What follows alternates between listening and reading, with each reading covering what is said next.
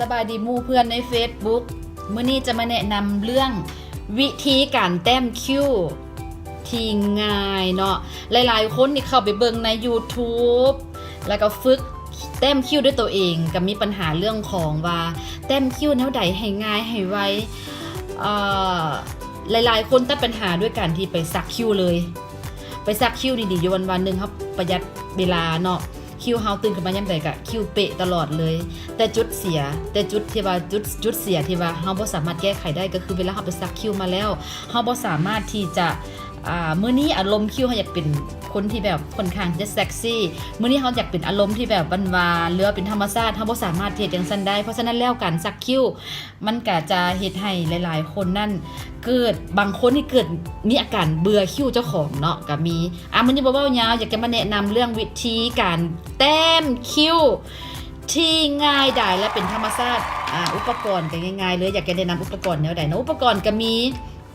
นี่ก็แน่นอนขาดบ่ได้ก็คือสอแต้มคิ้วเนาะสำหรับผู้ใดที่จะบ่เกี่ยวกับยี่ห้อใส่ยี่ห้อใดก็ได้เนาะแต่ตัวข้าพเจ้าเองเลือกสอแต้มคิ้วที่แบบมันไม่หมุนบ่ได้เหลาคือตะกี้แล้วเนาะยี่ห้อใดก็แล้วเด้อผู้ใดมักยี่ห้อใดก็ใส่ยี่ห้อนั้นแล้วก็จะมีแป้งตัวนี้เป็นแป้งเป็นแป้งทาตาเป็นแป้งทาตาหรือว่าจับคล้ายๆแบบว่าเน้นห่างตาตัวนี้ใช้ได้เรื่องนะเป็นแป้งที่แปะๆและหรือว่าผู้ใดสิมีแบบใดก็ได้แบบนี้ก็ได้เนาะอันนี้เป็นแปะๆอันนี้มันเอาไว้สำหรับจุ๊บฝุ่นทาคิ้วแล้วก็จะมีสีอันนี้ไฮไลท์เบิ่งสภาพที่ว่าใช้งานเนาะเบิ่งสภาพใช้งานอันนี้ก็รุดแล้วเนาะท่านผู้ชมเพราะเวลาจะใส่เฮาก็จังซี่แหละเอาจังซี่เลยเนาะเอาจังซี่เลยไปเลยบางเทื่อกระแตกในกระเป๋าแล้วเอาใส่แบบวิธีเอาอย่างมัดไว้ง่ายๆเลยคิ้วของหมู่เพื่อนสิเป็นแบบใดก็แล้วแต่เนาะบางคนนี่เป็นยันคิ้วมาโอ้อลังการมันต้องจังซี่ขีดจังซี่จังซี่ขีดจังซี่สาวเลยตัวนั้นบ่ต้องไปห่วงแต่เรื่องนั้นเนาะเฮาเอาหางก่อนเอาหางคิ้วก่อนคิ้วเฮาจะมักหางจังได๋สมมุติว่าคิ้วกงอยู่แล้วเนาะเฮากะสนใจเอาหางมันไว้ก่อนเนาะเฮาก็จึ๊ก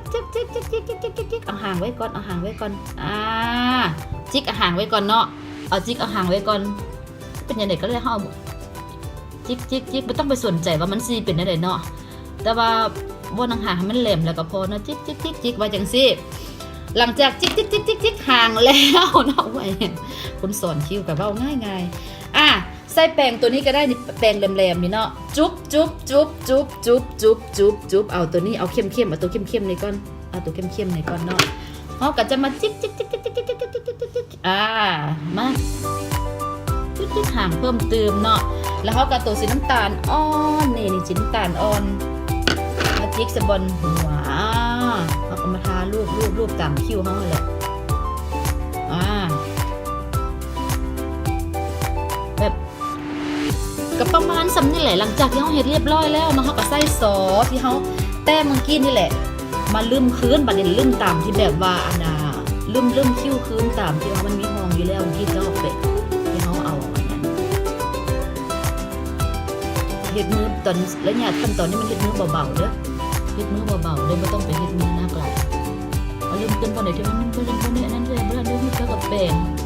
ค่อยๆแป้งไปสำหรับผู้ที่ว่าเฮียนใหม่ก็บ่ต้องไปเป็นกังวลว่าโอ้มันสิเป็นรูปลักษณะจังได๋เนาะแล้วก็เอาแป้งที่บ่ได้จุ๊บอีหยังเทื่อมาอันนั้นมาเกียเนาะมาเกียสำคัญก็คือหัวคิ้วค่ะนะกับหางคิ้วค่ะนะให้มันเป็นคนละสีเนาะหางคิ้วให้เข้มๆแน่